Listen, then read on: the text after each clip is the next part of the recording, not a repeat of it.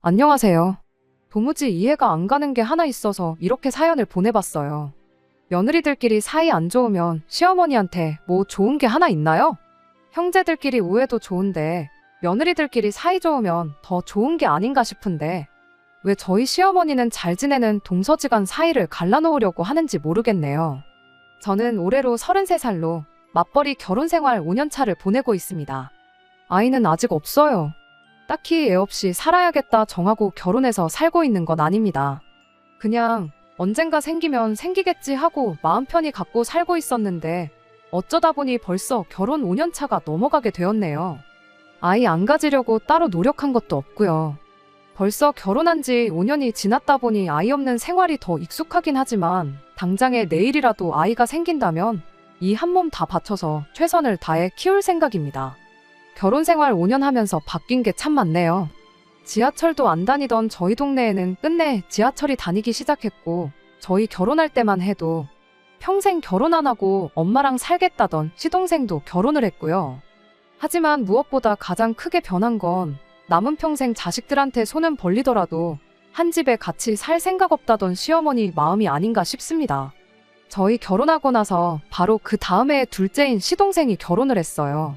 저희가 결혼할 당시만 해도 연애는 해도 결혼은 안 하겠다던 시동생이었는데 난데없이 이렇게 빠르게 결혼을 하게 될 줄이라곤 생각도 못했습니다. 시어머니는 저희와는 다르게 별로 대수롭지 않아 하셨어요.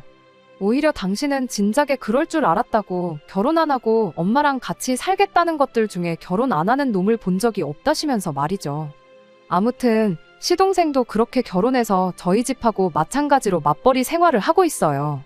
형제들끼리는 연년생이지만 동서가 마침 저랑 동갑이었어요. 거기에 첫인상이 조금 쌀쌀맞고 곁을 안 줄 것처럼 보여서 앞으로 잘 지낼 수 있을까 걱정이었는데 그런 걱정은 저희 기우나 마찬가지였습니다. 성격이 저랑 자매 사이라고 해도 무방할 정도로 거의 비슷했거든요. 취향은 물론이고 하는 생각까지 비슷했어요. 그렇게 동서와 친해지게 되었고 서로 말로는 형님 동서 하면서 부르긴 했지만 거의 둘도 없는 친구 사이나 마찬가지였습니다. 이쪽 동네가 서울에 인접해 있는 경기권인데 처음 저희 신혼집 구했을 때만 해도 지하철이 안 다녔어요. 출퇴근은 집 근처까지 오는 버스가 있어서 그걸 타고 다니긴 했는데 오며 가며 하는 거리도 있고 그러다 보니 서울 살고 있는 친구들 만나고 집에 돌아오고 그러는 건 꿈도 못 꿨습니다. 남편 말고는 따로 말상대도 없고 그래서 가끔 친구들하고 퇴근 후에 잠깐 보내던 시간이 그리웠어요.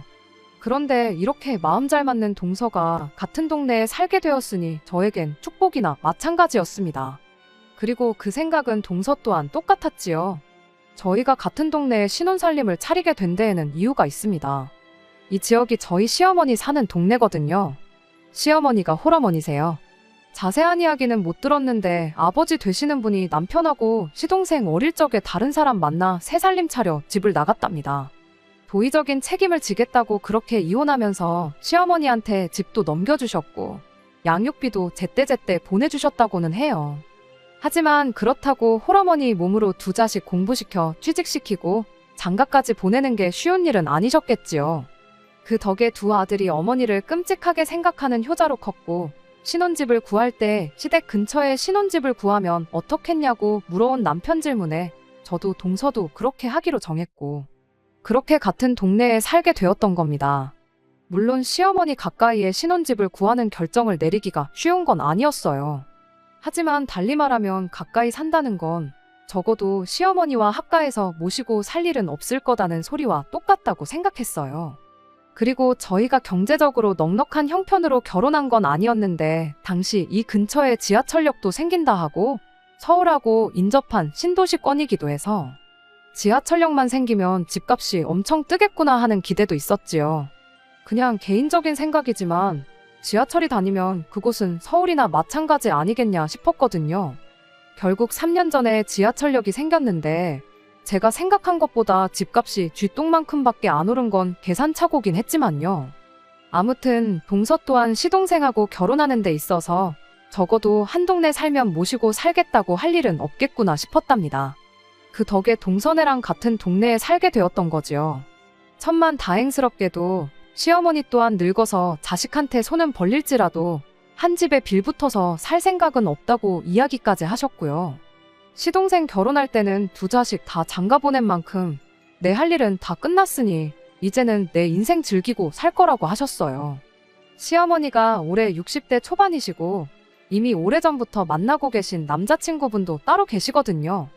말인즉슨 이제 뒷바라지 해줄 자식도 없으니 산이며 들이며 바다며 좋은 데 있으면 남자친구분하고 같이 놀러 다니고 그러면서 당신 인생 즐기고 살겠다는 소리셨어요.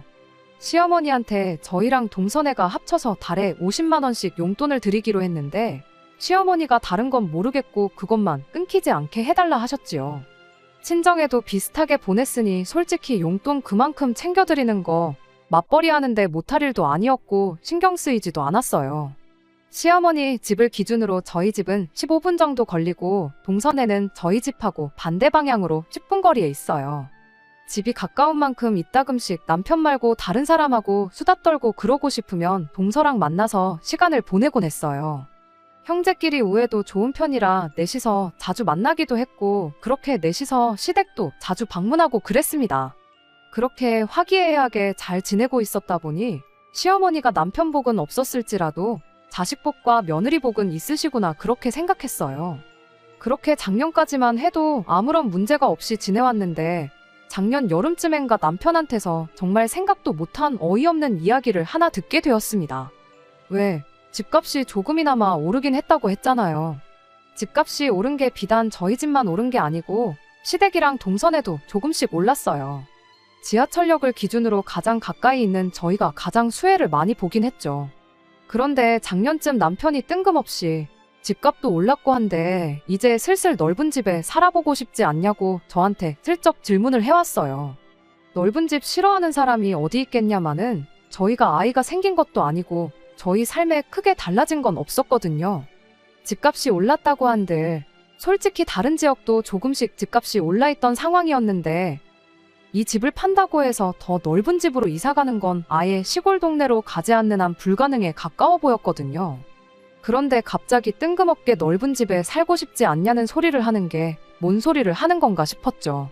남편이 이어서 말하기를 형제끼리 우애도 좋고 배우자들끼리 사이도 좋고 그러지 않냐면서 시어머니랑 동선에 포함해서 세 가구 집값이 다 올랐는데 이참에 집들 정리하고 돈을 모아서 2층 집 같은 거 구해가지고 세 가족이서 같이 살면 어떻겠냐는 겁니다. 이 인간이 갑자기 정신이 나갔나 싶었죠. 학가 이야기를 꺼내도 싫었을 텐데 동선에까지 한 집에 같이 살자는 소리를 해왔으니까요. 그런데 남편은 재수 씨랑 사이도 좋은데 뭐가 문제냐며 이해가 안 간다는 듯이 말을 하더라고요. 사이가 좋은 건 좋은 거고 같이 사는 건 또 다른 문제인 거 모르냐고 바로 따졌죠. 당장 우리만 해도 연애할 때 한 번 다툰 적 없지 않았냐. 그런데 같이 살면서 생활 습관 다른 것 때문에 생각하는 게 달라서 의견 다툼도 생기고 투닥거리도 하지 않았냐고요. 남편이니까 평생 남은 인생 같이 살아야 되니까 어느 정도 이해하고 참고 사는 거지. 같이 살면서 시어머니나 시동생, 동서한테 하나씩 불만 생기기 시작하면 그것까지 내가 참을 줄 아느냐고 절대로 그렇게는 못한다고 했어요. 그리고 남편이 결혼 생활 초반에 부모님 합가 문제로 절대 같이 살 일은 없을 거라고 못을 박았던 적이 있었거든요. 그 이야기도 꺼냈지요. 과정 자체는 제 기분만 상하고 서운하게 했지만 결론적으로는 부모님이 한 집에 같이 살 일은 없을 거다는 이야기나 마찬가지였어요. 결혼하고 첫 번째 맞는 겨울이었나 저희 친정어머니가 빙판길에서 크게 넘어지면서 다리랑 허리를 크게 다치신 적이 있었거든요. 집에는 제 남동생도 있고 아버지도 계셨지만 솔직히 저희 집 남자들이 그렇게 믿어온 사람들은 아니에요. 라면 정도나 끓일 수 있을 정도지 저희 어머니 없으면 아마 굶어 죽으면 죽었고 얼어 죽으면 죽었지 자기 손으로 뭘 해먹고 청소 빨래하고 하는 성격은 아니거든요. 그렇다 보니 어머니가 너무 걱정됐어요. 몸도 제대로 못 가누는데 괜히 동생이랑 아버지 밥 챙겨주고 한다고 무리해서 몸 움직이고 그럴 게 너무 눈에 뻔했거든요. 그래서 남편한테 어머니가 몸 좀 나아질 때까지 우리 집에 좀 와 계시라 그러면 안 되겠냐고 남편한테 물어봤어요. 동생하고 아버지한테는 그때까지 배달을 시켜 먹던 라면을 끓여 먹던 생쌀을 드시던 식사는 알아서 해결하라 하고 집안일 같은 건 내가 주말에 친정 찾아가서 한 번에 몰아서 해주고 그리고 겸사겸사 평일에는 제가 퇴근해서 어머니 간병도 좀 해드리고 그러면 딱 좋겠다 싶었거든요. 그런데 남편이 그렇게는 안 되겠다고 고민도 안 하고 단칼에 거절을 했었어요. 간병할 사람이 필요하면 사람을 쓰던지 상황이 안 되면 그냥 제가 친정에 가서 하면 되는 거 아니냐면서요. 어머니가 집에 계시면 동생이랑 아버지 식사며 집안일이다 뭐다 신경 쓰실 게 많아서 괜히 아픈 몸 이끌고 억지로 하실까봐 그러는 거다 했더니 그런 건 그냥 못하게 하면 되는 거 아니냐고 하시지 말라고 했는데도 하시면 그건 장모님 복이고 장모님이 잘못하시는 거지 누굴 탓하겠냐며 끝까지 칼같이 굴더라니까요. 장모님이 우리 집에 와 계시면 그만큼 자기도 불편할 거라고. 그리고 당장 너는 주말에 처가에 가서 집안일 도와주고 올 거라고 하지 않았냐. 그럼 그 말은 곧 나 혼자 주말에 장모님하고 단 둘이 이 집에 있어야 한다는 건데. 거동이 불편하시니 내가 너 대신 간병을 해야 할 수도 있는 일이고 그렇지 않다고 해도 신경이 쓰여서 내가 집에서 편하게 쉴 수나 있겠냐고 하는 겁니다. 그러더니 저보고 입장 바꿔 생각해 보래요. 뼈 빠지게 일해서 퇴근하고 집에 왔는데 집에 우리 엄마가 떡하니 누워 계시면 너는 마음이 편하겠냐고요. 우리 집에서만큼은 마음 편하게 지내자고. 앞으로 효도를 집 안에까지는 끌어들이지 말자고 그렇게 단호하게 거절을 했었어요.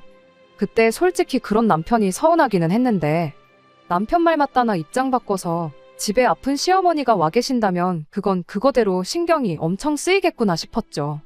어머니 간병이야 솔직히 제가 출근해 있는 동안 못 해드리는 건 당연한 거고 집안일이고 뭐고 하지 마시라 단단히 일러두고 동생한테 조금만 신경 쓰라고 하는 게 현실적인 방법이라 생각했죠. 죽 같은 거야 요즘 편의점만 가도 팔고 제품도 워낙 잘 나오는 데다가 죽만 전문적으로 취급하는 음식점까지 있는데 아무리 친정아버지랑 동생이 못 믿었다고 한들 그 정도 신경 못 써주겠나 싶었네요. 서운한 건 서운한 거지만 현실적으로 생각하면 제가 호들갑 떠는 게 맞았고 효도를 집안까지 끌어들이지 말자고 말하는 건 시어머니한테도 똑같이 그러겠다는 소리였지요. 그래서 앞으로 평생 남편하고 살면서 시어머니 모시고 살 일은 없겠구나 또 한 번 그런 확신을 가졌었거든요. 그런데 이제 와서 갑자기 2층 집 구해서 동서네랑 시어머니 모시고 같이 살자고 하니 달리 말도 나오지 않고 그저 황당하기만 할 따름이었어요. 남편은 효도는 집안까지 끌고 들어오는 게 아니라고 했던 자기 말은 기억도 안 나는지 계속 딴소리를 하더라고요. 재수 씨랑 사이도 좋으면서 싫을 게 뭐가 있냐고 2층 집으로 구해서 공간 분리만 확실하게 해놓으면 따로 사는 거나 마찬가지라고 그냥 10분, 15분 걸리는 거리에 사는 시어머니랑 동생네가 같은 아파트 같은 동으로 이사 왔다고 생각하면 이해가 쉽지 않겠냐고 설명을 하는 겁니다. 남편한테 내가 어디 이해가 안 가서 그러는 거겠냐고 내가 미쳤다고 집까지 팔아가며 시어머니 모시고 동서네랑 살고 싶겠냐고 한마디 하고 말았습니다. 남편은 끝까지 재수 씨랑 그렇게 친하게 굴더니 왜 그러냐는 소리만 하길래 동서랑 내가 진짜 친해서 가까이 지내겠냐고 동네에 달리 말할 사람도 없고 그러니 어쩔 수 없이 같이 다니는 거지 하고 한마디 하고 말았어요. 사실은 동서랑 친한 게 맞았지만 그렇게 말 안 하면 남편이 끝까지 동서랑 친한 거 걸고 넘어지면서 뭐가 문제냐고 할까봐 그랬던 거예요. 아무튼 그 일이 있은 지 며칠 지나서 남편 모르게 따로 동서를 만났어요. 동서도 안 그래도 저랑 따로 만나려고 했다고 하길래 동서도 저한테 넋두리 털어놓을 일이 있었나 보구나 싶었습니다. 동서랑 만나서 형님 먼저 아우 먼저 하면서 서로 무슨 일 있는지 이야기를 해보라고 하고 있었는데 막상 이야기 나눠보니 누가 먼저 이야기 꺼낼 필요도 없는 상황이었어요.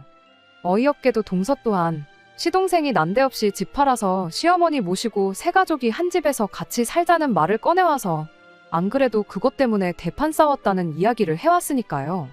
그리고 이렇게 만나자고 했던 것도 저랑 똑같은 이유였습니다.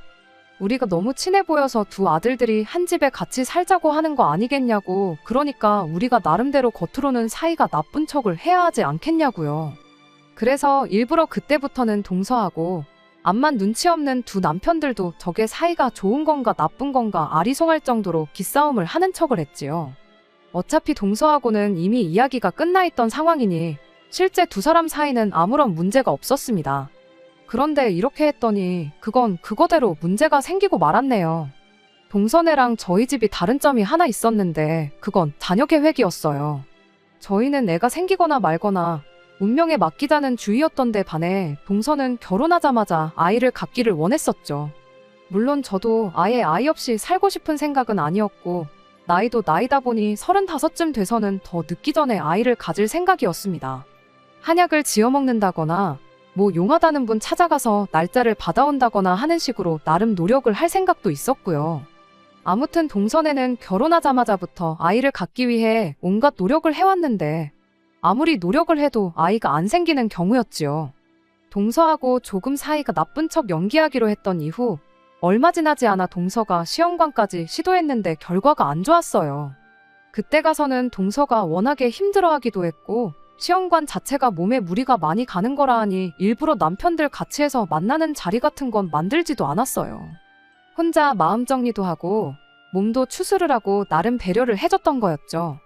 그런데 그게 두 남편들이나 시어머니 눈에는 진짜 얘들이 겉으로만 친한 척은 하고 사이가 안 좋은 거구나 하고 착각을 했었나 봐요. 하루는 시어머니가 난데없이 저희 집에 찾아왔어요. 그러더니 저한테 말도 안 되는 이야기를 꺼내시는 겁니다. 동서가 저를 엄청 원망하고 있다고요. 그게 무슨 소리냐 하고 물어봤더니 자기들 아이가 안 생기는 게 저희 때문이라는 이야기를 들었대요. 하도 아이가 안 생기니까 뭐 어디 용한 사람을 찾아가 봤다는데 윗사람인 저희가 집에 아이가 들어오는 기운을 아주 꽉 막고 있다는 이야기를 들었다더랍니다. 동서가 진짜 그런 이야기를 들었으면 저한테 말을 안 해줬을 리도 없고 정말 밑도 끝도 없는 이야기라 제가 믿을 리가 만무했지만 진짜로 그 이야기를 믿는 척을 했어요. 아무튼 시어머니가 한다는 소리가 일단 그래도 이야기 나왔으니까 혹시나 싶어서 당신이 생각해봤는데 진짜 그럴 수도 있는 노릇 아니겠냐며 저희 보고 하루빨리 아이를 가지라고 하시는 겁니다. 안 그래도 내후년쯤에는 저도 본격적으로 아이를 가질 생각이 있었다 보니 싫다고 거절할 것도 아니었어요. 허나 손주가 보고 싶으면 동서네가 소식이 없으니 너네라도 먼저 가지면 안 되겠느냐 단도직입적으로 이야기하셨어도 될 일이 아닌가 싶었는데 굳이 되도 않는 이야기 지어내서 동서가 저를 원망하고 있다는 이야기까지 꺼내실 이유가 뭐가 있나 싶었습니다. 그런데 아니나 다를까 시어머니가 저한테 본심을 꺼내왔어요.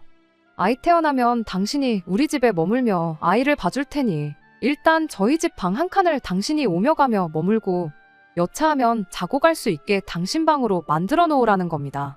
아이가 태어나기는커녕 아직 아이가 생기지도 않았는데 벌써부터 방 한 칸을 비워놓을 이유가 뭐가 있느냐고 제가 대답했더니 시어머니가 한다는 말이 그러다 동서네가 먼저 아이가 생기면 어떡하냐며 일단 저희가 먼저 동서네한테 시어머니를 모시고 살겠다는 강한 의지를 보여주라는 소리를 하더라고요.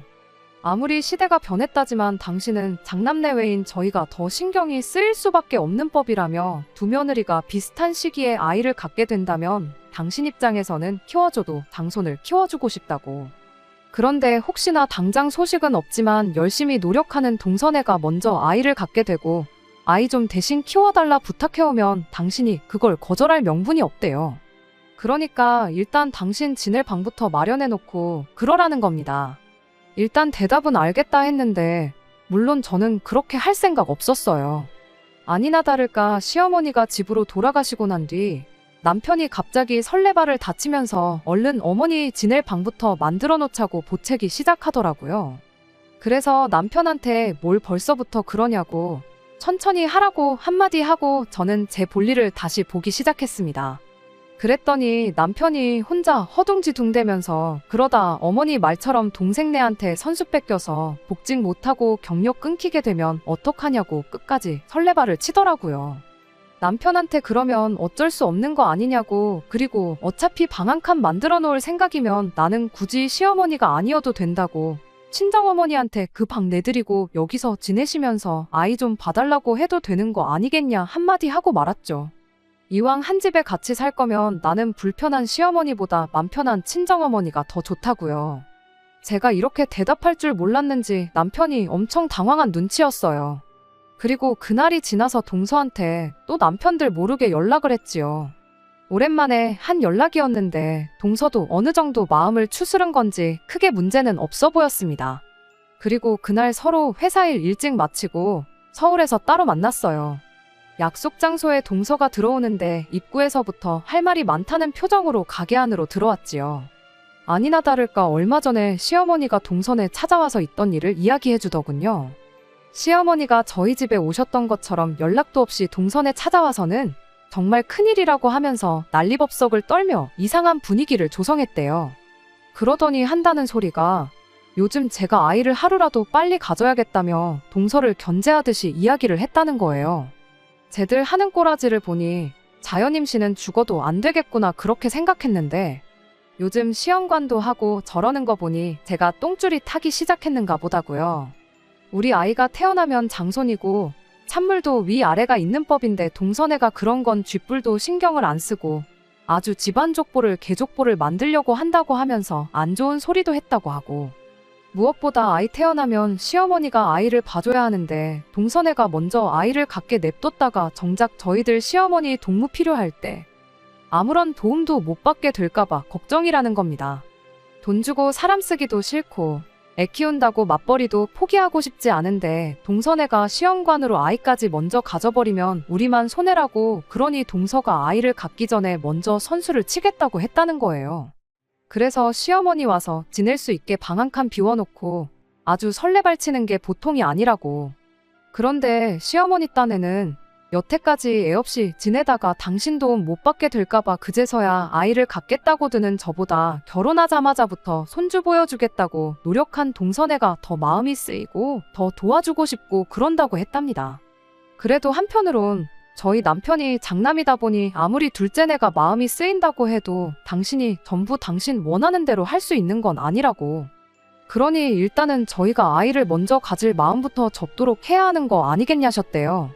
그리고 그 방법은 저희한테 제안한 것과 똑같은 방법이었지요. 바로 시어머니가 언제든 오며 가며 지낼 방 한 칸을 만들어 놓고 나아가서는 아예 시어머니를 먼저 모시고 살겠다고 선언하는 방법이요. 동서도 사실 그때까지만 해도 긴가민가 하기는 했대요. 저랑 친하긴 하지만 한편으로는 시어머니 말만 들으면 애 키우는데 도움받으려는 이야기만큼은 너무 그럴싸해서 순간 믿을 뻔했다는 겁니다. 제가 동서 흉을 보고 그런 거 다 떠나서 그냥 애 키우는데 도움받는 부분 그런 것만요. 그런데 동선에는 또 저희 집하고 구조가 다르거든요.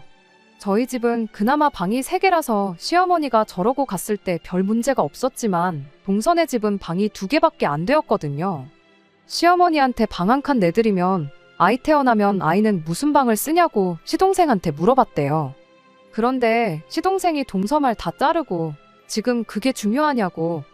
애가 어느 정도 클 때까지는 시어머니하고 같은 방 쓰게 하면 되는 거 아니겠냐. 일단 시어머니부터 먼저 붙잡아서 우리 집에 모셔야지. 안 그러면 이러다 형님네한테 전부 다 빼앗기게 될 테다 하면서 호들갑을 떨었다는 거예요. 동서도 그때 눈치를 딱 챘나 보더라고요. 시어머니 모시고 살자는 소리가 하고 싶은데 마땅한 이유가 없으니 저희들 핑계. 아이 생기면 시어머니한테 받아야 할 도움 같은 거 다 계산하고 시어머니를 모시자고 자기 입으로 말하게 하려는 수작인 걸 말입니다. 이미 전년도에 남편이 2층 집 구해서 세 가족이 함께 살자는 말을 꺼냈다 보니 깊게 생각할 것도 없었어요. 저랑 동서 사이가 좋다는 핑계로 어떻게든 한 집에 같이 살아볼 요량이었는데 막상 까놓고 보니 둘이서 기싸움 엄청 하고 사이도 안 좋아 보여서 어떻게든 그걸 활용해서 두 아들 집 중에 아무데나 시어머니를 모시고 살게 할 생각이었던 겁니다.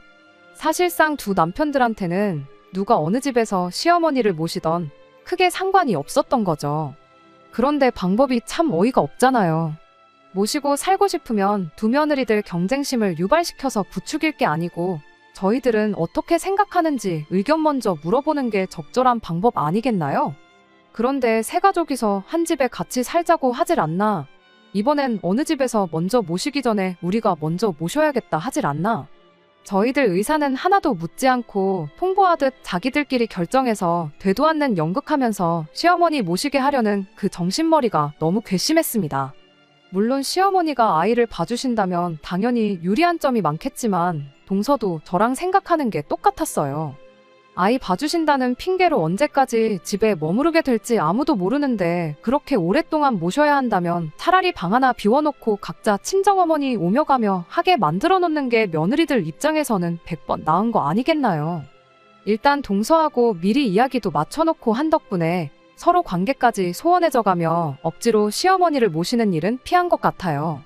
그래도 도무지 이해가 되지 않네요. 여지껏 한 집에 같이 살 생각 없다고 당신 인생 즐기고 살겠다는 시어머니가 갑자기 저렇게 합가를 하려고 하는지. 그리고 그 방법이 하필 다른 것도 아니고 며느리들 사이를 이간질해서 그러려는 건지 말이에요.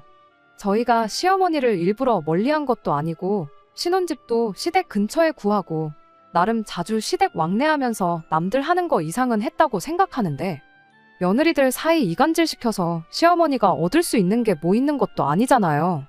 혹시 이런 시어머니 심리를 설명해 주실 분들 계시면 알려주세요. 이 상황이 너무 황당하고 당장 남편이나 시어머니한테 왜 이런 개수작을 부리시냐 따져묻고 싶지만 이유가 뭔지나 좀 알고 그러고 싶거든요. 안녕하세요. 얼마 전에 시어머니랑 동선에 세 가족이서 2층 집에 같이 살자고 하다못해 시어머니가 나서서 며느리 사이 이간질시켜 어떻게든 한 집에 합가하려고 한다는 사연을 보냈던 쓰니입니다. 여러분들이 보내주신 의견은 동서랑 같이 해서 잘 봤어요. 여러 가지 의견이 있었는데 시어머니가 저러셨던 게 알고 보니 정말 별것도 아닌 이유였습니다. 그냥 모르는 척 넘겨봐야 시어머니가 몇 번이고 계속 저랑 동서 이간질 시켜가며 계속해서 합가를 시도하실 것 같아서 이참에 한번 제대로 짚고 넘어가야겠다는 생각이 들었어요. 그래서 오랜만에 세 가족이 전부 모이는 자리를 만들었습니다. 계획한 대로 그날 세모자가 무슨 생각으로 저랬는지 그 이유를 알게 되었어요. 일부러 그날에는 동서랑 더 유난을 떨면서 사실 사이가 나쁜 게 아니고 좋다는 티를 더 냈지요. 세 사람 전부 앞불싸 싶은 표정을 짓고 있는 걸 보니 아무래도 저희가 사이가 나쁘구나 싶어서 경쟁 심리를 부추겼던 게 맞다는 확신이 들었습니다. 그리고 시어머니한테 이야기했어요. 저는 애 없이 살다 보니 아이 없이 사는 편이 나은 것 같아서 그냥 앞으로도 쭉 아이 없이 살아야겠다 말했고 동서는 그동안 들어서지도 않는 아이 갖겠다고 이것저것 시도해보다가 건강이 많이 상한 것 같아서 일단 마음 편히 갖고 당분간 아이 생각 없이 몸조리하는데 집중하겠다고 말했죠. 말인즉슨 당장 저나 동서나 급하게 시어머니 머물 공간까지 만들어가며 아이를 가질 생각 없다는 소리였지요.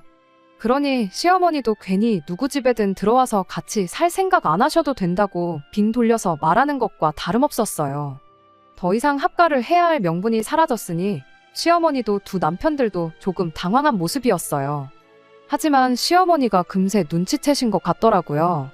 저희가 이미 일이 어떻게 돌아가는 상황인지 눈치챘고 합가할 생각 없다고 저희 의견을 이야기하는 것이라는 사실을요. 아니나 다를까 시어머니가 먼저 입을 열었어요.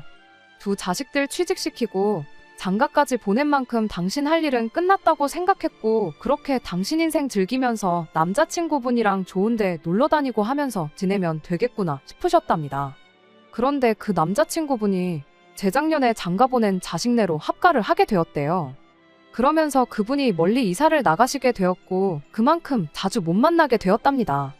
거기에 작년에는 그 집에 아이까지 태어나면서 남자친구분이 손주 봐야 된다고 밖에도 잘 안 나오게 되었고 그 덕에 시어머니는 거의 혼자서 지내는 거나 다름이 없었다네요.